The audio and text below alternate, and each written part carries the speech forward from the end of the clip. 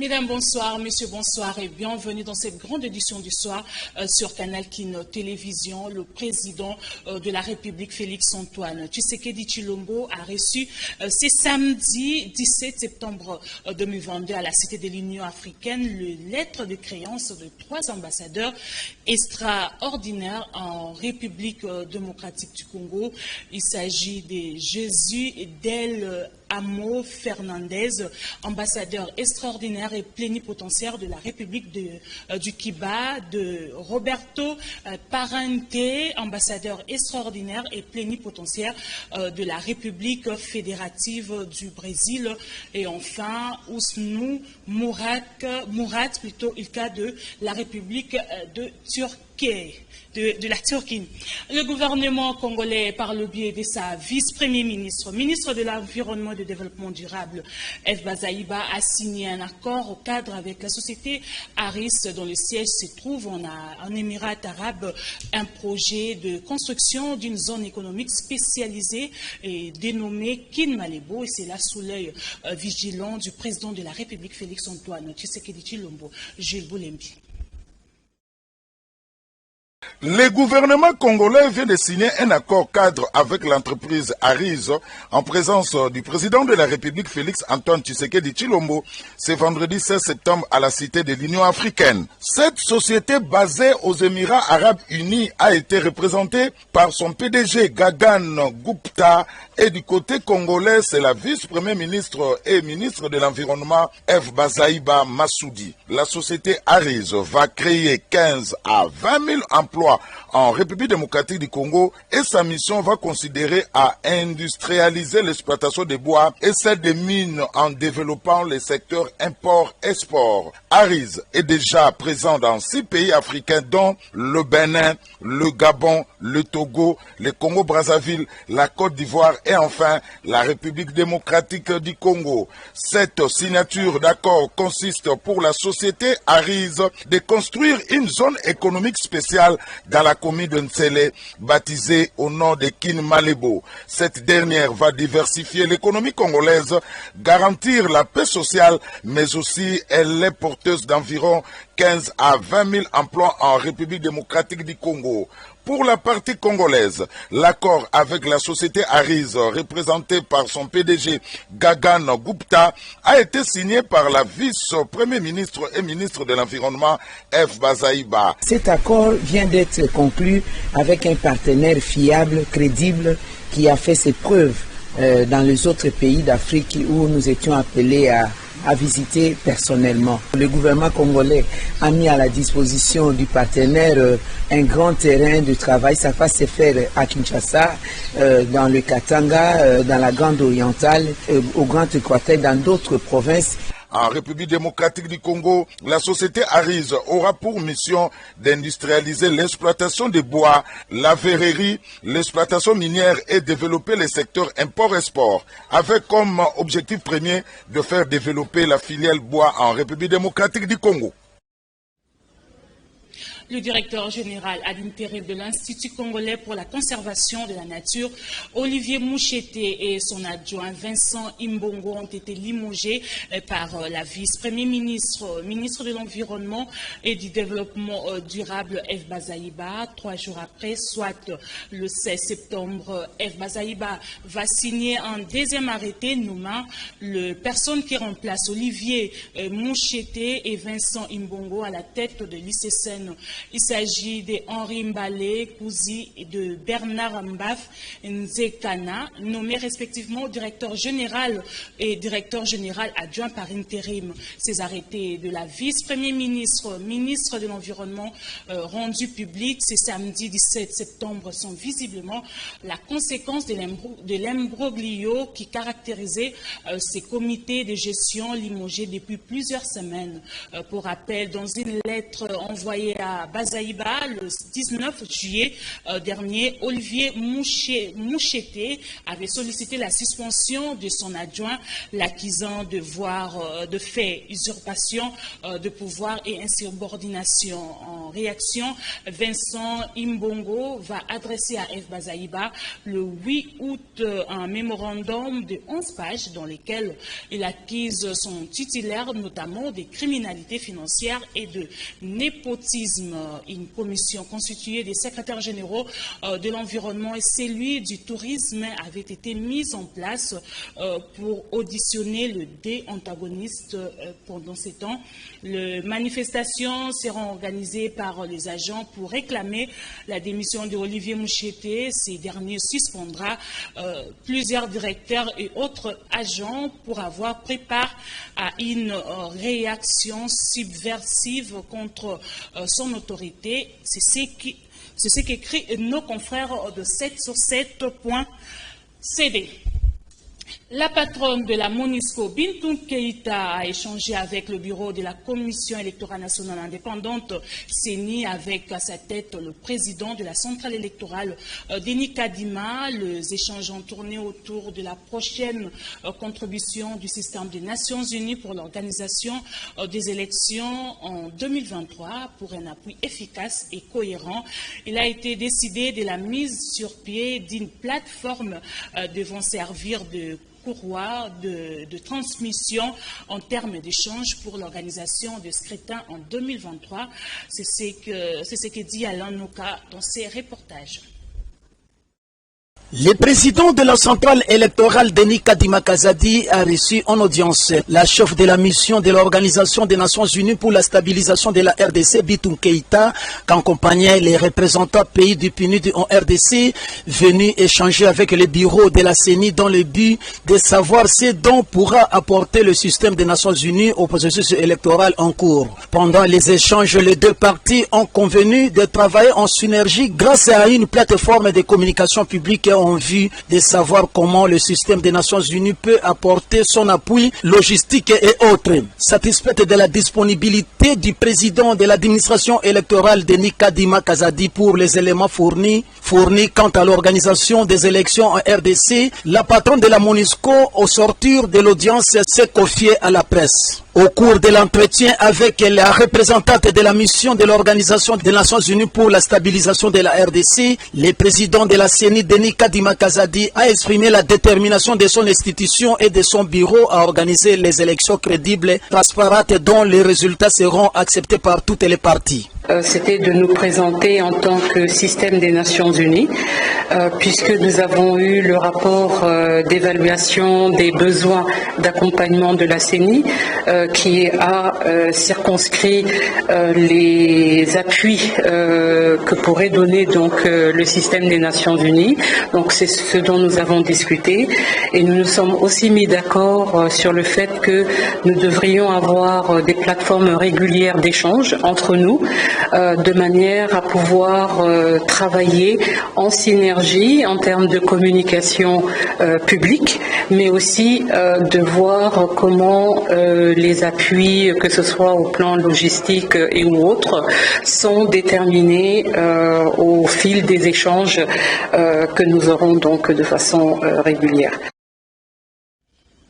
Après la patronne de la MONUSCO, c'est le tour des artistes musiciens congolais qui ont été reçus par le bureau de la centrale électorale nationale indépendante. Ils sont venus annoncer leur soutien au processus électoral. Ces artistes de toute tendance confondus de la musique congolaise, pendant les échanges avec le président de la CENI, Denis Kadima Kazadi, ont levé l'option de sensibiliser la population congolaise sur l'importance des élections dans une société, et tout le monde est appelé de s'approprier du processus des élections. C'est la première fois dans l'histoire de l'organisation actuelle des élections en République démocratique du Congo. Alain Noka reviendra avec force et détails dans nos prochaines éditions.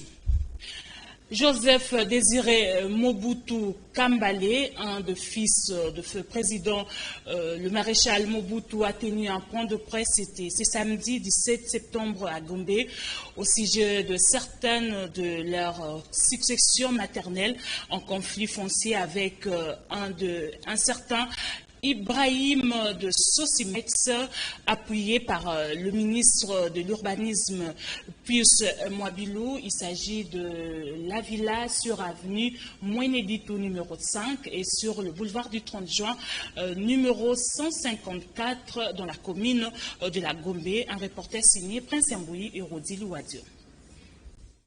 Autant de problèmes fonciers font partie du lot quotidien des audiences judiciaires dans cet état dit de droit.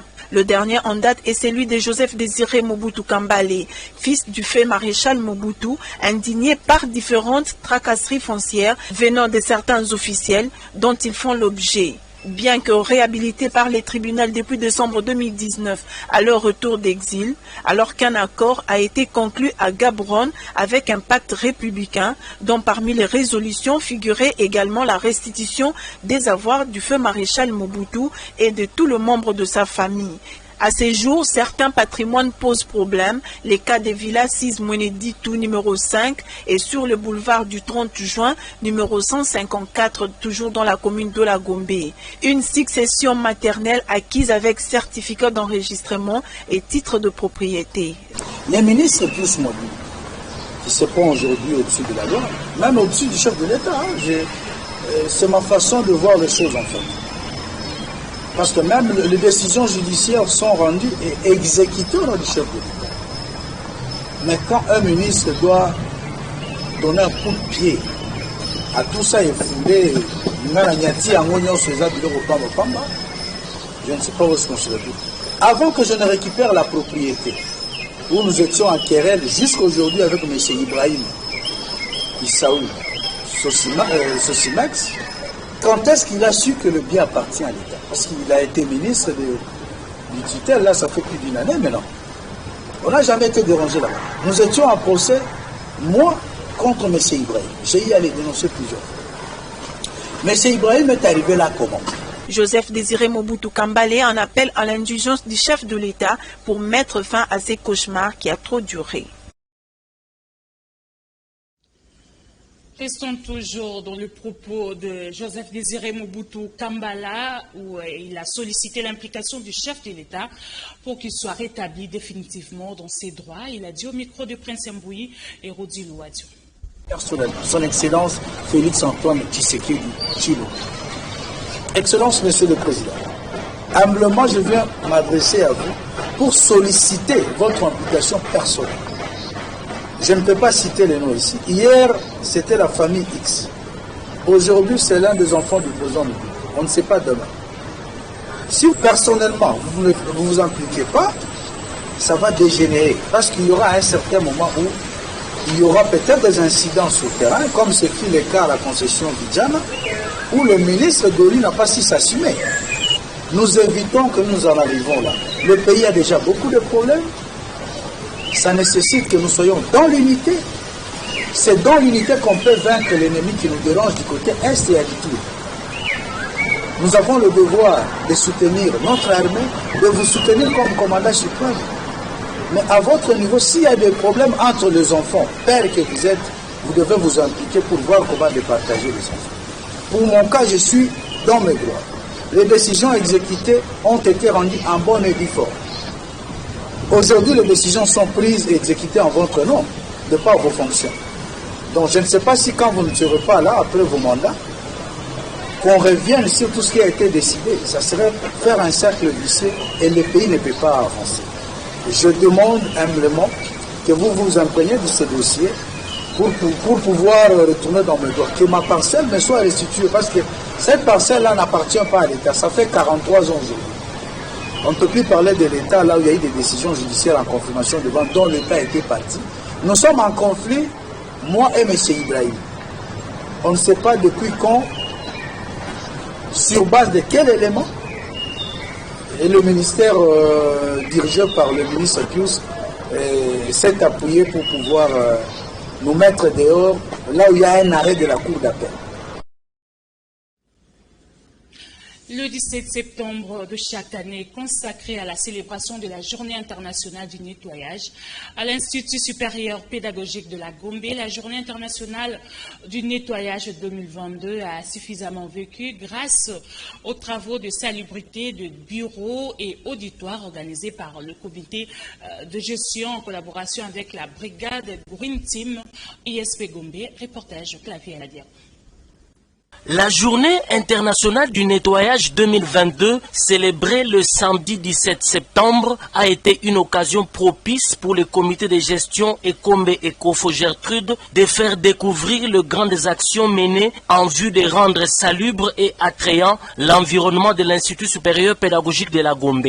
Après le lancement officiel des activités par la directrice générale, la professeure Gertrude Ekombe Ekofo, cadres, agents et étudiants de cet établissement ont procédé systématiquement aux travaux de salubrité des bureaux, auditoires, halls et tous les campus de l'ISP Gombe.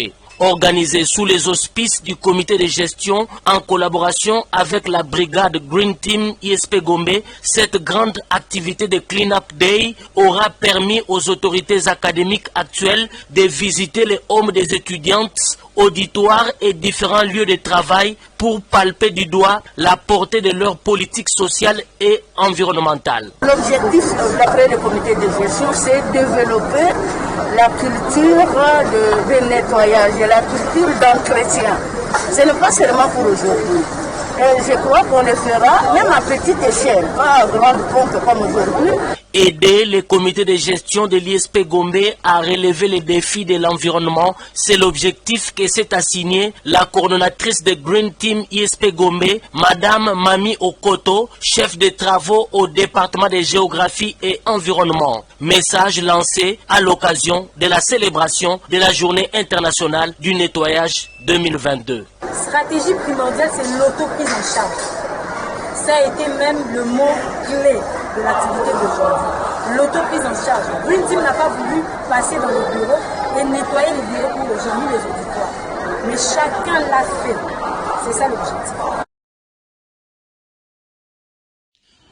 Rendons-nous au Congo central où il s'est tenu du mercredi 14 au vendredi 16 septembre 2022 au site universitaire de Louvaka, un colloque sur le développement du Congo central organisé par l'université Congo Mbanza-Ngungu sous le haut patronage du gouverneur de la province, le docteur Guy Badou, qui a ouvert ses assises. Un reportage signé Puris Pembele, nos confrères de la presse du gouvernorat de Matadi.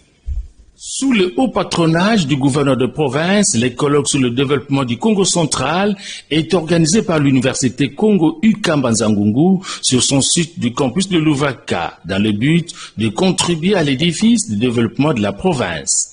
Durant 3 jours, soit du mercredi 14 au vendredi 16 septembre courant, les participants aux côtés des experts vont exploiter le thème « Développement du Congo central, atouts et contraintes ».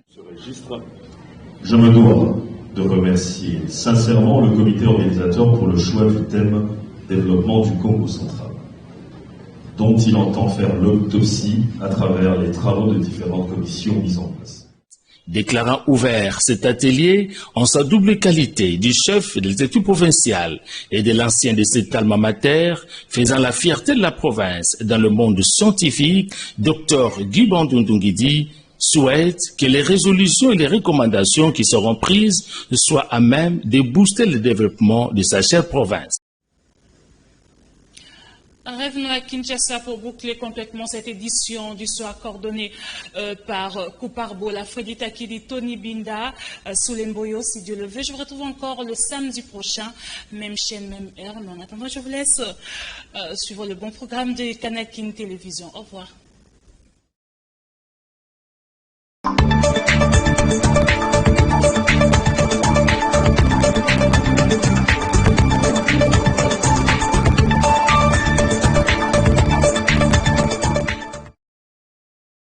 Je dois partir dans cette contrée lointaine que j'ignore encore.